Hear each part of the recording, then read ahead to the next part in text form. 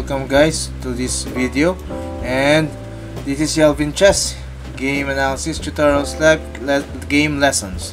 So today we're going to take a look at one of the games of the Professional Chess Association of the Philippines. So let's get started. So the one that we're going to talk about is Grandmaster Rogelio Antonio Jr. from the Iloilo Kisela Knights, Philippines, and his game against Grandmaster Victor Moskalenko, San Juan Predators. He's from Ukraine and now living in Spain. So let's get started. E4, E5, D4, and D5. So this is what we call the French defense. Knight C3, it looks like if black plays the bishop B4, that is what we call win-aware variation. But Knight F6 goes to classical variation and it attacks the pawn on E4. Pawn to E5, white can also do pawn takes pawn, but most played here is pawn to E5, and it chases away the knight on F6. Knight goes to D7, and now white can play Knight F3, just develop the knight, or the F4 pawn, which supports the strong point E5. Black now wants to eliminate the pawn of white in the center, the D4 pawn. So white support it. Black puts pressure on the D4 pawn, and now bishop E3 is one of the main book line in this position. So pawn takes pawn, and now white was able to establish an outpost on D4. Black continued with bishop C5, developed the bishop at the same time, puts pressure on the D4. Now white could take on C6, but this doesn't make any sense for now, because what white needs to do is just develop his pieces like this. Queen D2 was played, so white is intending to castle on kingside. So black took on D4, and then bishop takes on D4. So far in this position, nothing really happens and still on book line. Now black played pawn to A6. Right, here's the start of the struggle. Why did he play this move? Because white may intend to play bishop takes, and then knight b5 goes to d6. So white would like to create an outpost on d6, so he has to at least somehow prevent the knight from doing that maneuver. So white castles on the queen side, black's castles too on the king side, and white played h4. So in this position, this is what we call semi-open position. And what do we need to do? White's center is established, and he can now transfer his attack on the king side. So why do we need to attack on the king side? Because this pawn is looking forward to this f6, and it means that white has an advantage on the king side, while black rather have the advantage of the queen side, because he can soon push these pawns without any effort.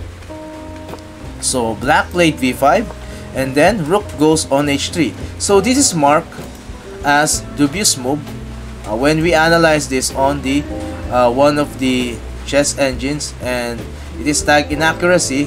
Better was pawn to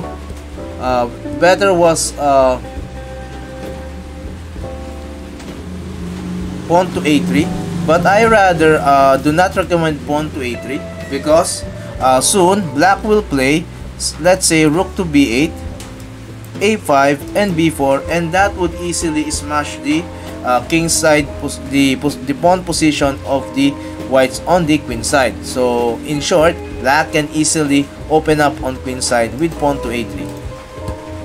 So the game continued. Bishop b7. Now one of the main purpose of this rook maneuver to h3 is to advance protect this area on the queen side, because as we know, black would try to attack and move his pawns and open the position on this area. So that's why in advance he needs to at least put a defender on the third rank, and this is very typical in Grandmaster's game. Okay, advanced defending. Now h5 has been played, and now he wants to expand on the king side, but again there is a better move, and that is knight to e2. Okay, so he wants to, at least, when the knight goes to e2, he will take this bishop and the knight would be transferred to the d4, and at the same time, pawn to f5 is possible. So let's take a look at this. Okay, so knight e2, rook c8 for example, bishop takes knight, and knight d4, and followed by f5. But in this position, I don't think that knight d4 would be good, or bishop takes c5, because if we play right away this variation, the knight can go to e4, and this is very good for black. So we have to find the right timing. Where are we going to place the knight on d4 at the same time take the bishop? For example, if I played king b1, the knight goes here. Maybe this is the correct time that we have to take the bishop on c5 and then put the knight on d4.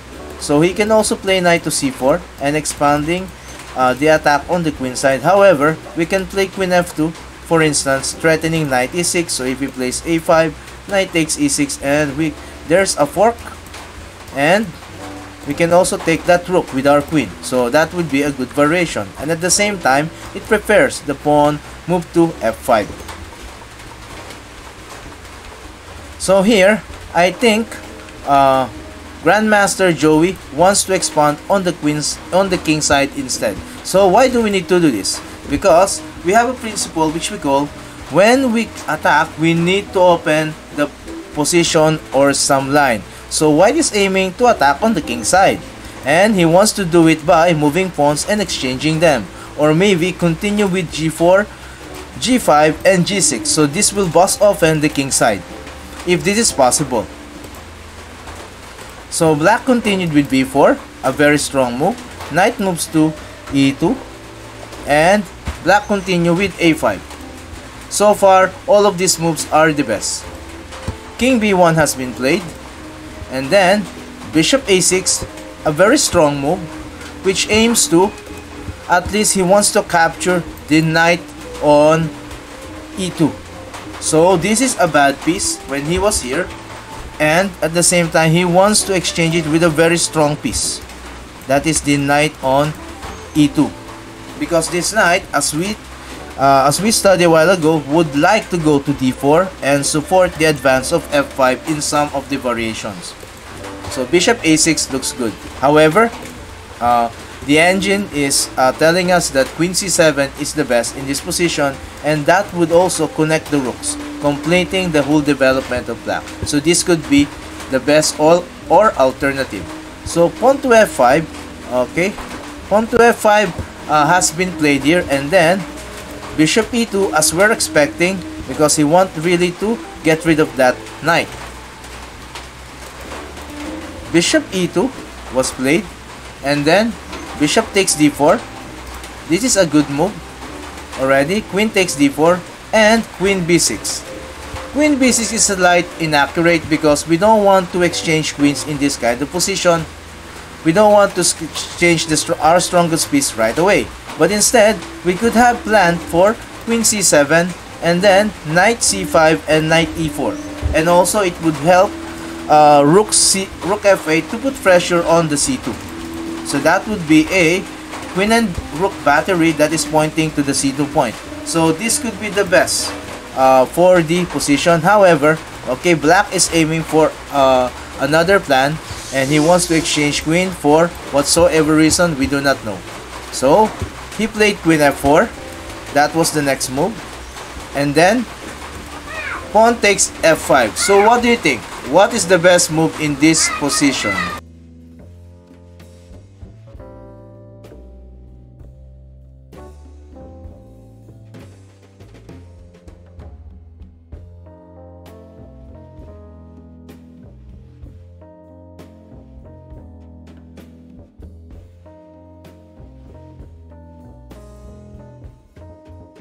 Okay, did you see that this pawn takes is a blunder? So did you realize this pawn takes is a blunder already? Because that would disconnect the pawns on e6 and d5. And what happened next is rook takes d5 is a very strong move.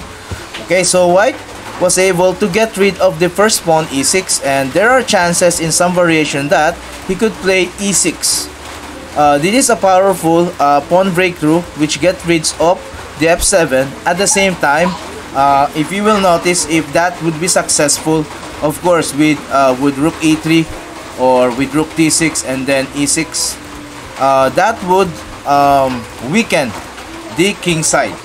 So that is the aim of white. He wants to attack and he needs to open some lines on the black's king side. So after rook d5, okay, black played knight c5, and again he's aiming for knight e6. And here white played rook d6. The best in this position is to play queen d4. This centralizes the queen, rook, and the pawn. At the same time, there's a pin. So immediately, white is threatening to take the knight on c5. And if he goes e6 in this variation, then that queen is hanging. So he has to protect it, maybe by rook c8. And then, the attack on the king side still continues. For instance, pawn to h6 is a very strong move. And after this move, we can play here, pawn to e6. As you can see, if he takes it with a pawn, that would be mate. And if he takes it with a knight, the queen is hanging. So, maybe this is the best for white. Again, centralization provides us a good strategy in chess. Whether we are in the opening, we are in the middle game, or we are attacking, especially if we are in the end game. So let's go with the main line. Rook d6, that is a bad move already. So black played queen c7, but black missed something. So that's also a bad move. He could have played knight e6 instead. So knight e6 would be very strong in this position because it threatens the queen. Now, what will happen if he takes the pawn? Black has some counterattack like queen g1 check, and then when the queen moves to f1, for example, queen c5 attacks this pawn, and maybe he could have played bishop to c4, just develop the bishop and threatening the knight on e6, and then queen takes e5, rook d5, and now queen to e4. So the attack on the king side by white is slowed down, and I think this is the best that black can do in this position so far. Analyze it yourself. So let's go with the main position after queen c7. So white was able now to take the pawn on f5. So this is really very strong for white because the centralization of the piece is still on white's hand, and at the same time, okay, the two rooks of black are not yet on the game. They are worse placed, and the only pieces which are playing by now is the queen and knight. Queen is slightly defending all other sector of the board. So white has the initiative and also maybe winning in this position. But the question is, how is it going to continue? Black played here pawn to h6, which is again a blunder. So we don't want to play this kind of move. Maybe he's afraid of the h6 move. For instance, after a4, white would play the very strong h6, and after g6 is just go with queen f6, and that would lead to queen g7 mate. And if black would open the position, take that pawn, I think that would be too bad for him, because after rook takes h6, the h7 is threatened. And after f6, maybe this is the only move. Bishop c4 comes next check. If he plays rook f7 interpose, queen will just go there, or rook, and the pin piece, the rook, is so terrible, and queen g6 will just be made. For example, if he goes there check, then maybe black will have to lose his queen. So again, in this position, white was able to open up the position of black, and he is successful with this principle. When he want to attack, he need to open the position. So that's why this is the main theme of our game. Okay, so after h6, the problem now is that white played the passive move rook to g3. So what can he play instead of rook g3? Okay, so here he has a chance to play rook takes h6, which is a very powerful move. Right? What about rook h6? After rook h6, can he capture this rook? I don't think so, because the queen is already guarding the h7 square, and after rook g3 check, the only move for black is go to h7, and queen f6 comes next. After king h7, queen g7 will be made. So this could be the best for white, and if black doesn't care about this pawn takes rook, then at least he could play queen h7 next. Let's say rook f e8 and queen h7, king f8, and queen h8, king e7, and after queen g7, the king is running for his life, and maybe he wants to go to b7 so that the defenders could really help him in this position. However, the attack of white is still ongoing. Let's say bishop b5, queen f6, and again black still needs to defend. And taking note that white could ever go into a endgame because of the pass pawn. For example, queen takes f7. So after queen g7, let's say he wants to play pawn to a5, queen f7, king takes, rook check, and after rook f8, maybe he can play rook f3 first. After king g8, rook takes c7, and there is a bishop check next. And I think there are mating patterns in this position. At the same time, the pawn could go and promote to h8 if needed or if possible. So that would be the moves after rook takes h6. But white's attack is very slow. That is rook g3. So what happened after rook g3? Okay, black played rook to f e8. So still white is winning in this position. And now can we check rook g7 if this is good? Because as we know, we need to open the position. We can also do it by temporary piece sacrifice, but we're going to take a look if this sacrifice is worth of it, or we don't need it anymore. We can also take the pawn on h6 as we mentioned a while ago, and I think this is still working, right? So in the game, you can pause the video guys if you want to check rook g7 and if that works, or rook h6 maybe, or maybe bishop to c4, adding another attacker on the king side. So in the game, white played rook takes g7, which is a blunder. So this is the major mistake that white made. And after king takes g7, he continued with queen f6 check. So is there any other alternative after queen f6? Maybe queen g4 would be the best, okay, in this position. And after queen f8, queen f4, and knight e4. Wait, knight e4? Knight e4 can be good. If he takes, then queen takes d6. Of course, if he takes here, check, and he can go to e7, and bishop b5, rook a7. Okay, I think black can still hold, and at the same time, white can still be winning on this position. However, in the game, what happened is that white was tempted to go f6, and he attacks the queen. He believes that the queen on f6 would be a good guard in this position, and with the rook going to g4, maybe that could give him a win. But the problem is, he played bishop c4, threatening g6, of course, but black played knight e6. So after knight e6, I think the position now favors black, and the bishop was shut off, and now it's under attack by the queen, and the rook can no longer move. Maybe he can still do this, but the knight is protecting the g7. So bishop d3 has been played. So he wants to play a queen battery and attack this area, and also take the pawn afterwards. Queen c5, a very strong move, centralization, eyeing on the e5. So bishop h7, check, another attempt to open the position. So that is queen takes f7 on the next move, and rook d7. Maybe this can be played, but the problem is the back rank. So there is a mating net on the back rank, queen g1, and after rook d1, queen will just take the rook. So here he played queen f6. So white is playing for a draw already, and rook d1 provides protection to the back rank. Rook c8, now black has the initiative and is now going on for the c2 pawn. Rook c1 was forced because otherwise the queen will go there. But we can also check queen f5 if that will work, but I don't know if after knight to d4 black can still have an initiative, but I don't think so, because this would be a draw. Okay, there will be a repetition of moves.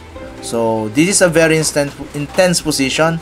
Now rook c8, and after rook c1, okay, queen went to e3. So again, maximize your piece as much as possible and go for attack. So he's eyeing for this pawn, he's eyeing for this rook, and he's now threatening knight g7. So that would twofold attack the pawn on e5. Queen g6 check, knight g7, and queen g4. Now he was able to take the pawn, the last attacker on that quadrant. But of course, there's still the pawn, but this pawn doesn't make any sense now because it's on the edge. It's only attacking the g6. Now the king is covered by the knight, and after some moves, okay, black is seeking for queen to queen, and after this rook to e2, white resigned. So this was a very intense game, and again, if we're going to take a look, this is the crucial position. Okay, rook g3 and rook h6 are the candidate moves. So whenever you want to attack, you need to open the position or some lines. So that's why maybe here rook h6 is the best. And as we can see, after rook h6, okay, that opens the h file, that accesses the h7 at the same time. If you play g6, then you simply go here, that would be mate. So you can also take this pawn, and this is a rook battery, that would also be mate. So after this check, and after this move, bishop to c4, that would lead into a mate. So that would really open the position of black. So maybe Grandmaster Joey was just aiming for a slow attack, or he wants to really aim for rook takes g7. But again, we find that rook h6 would be the best continuation, and that would slowly open black's position as much as possible. So thank you guys. Feel free to like the video, share the video to your friends, families, and your chess colleagues. Comment your feedbacks if you have. Thank you very much. Maraming salamat po, and see you on the next video. So this is a new content for us that we're going to look at. PCAP Chess Games Explained. So I'll be analyzing more about chess games of the PCAP. Maiba naman tayo. Right, so thank you very much, and see you on the next video. Bye for now, guys.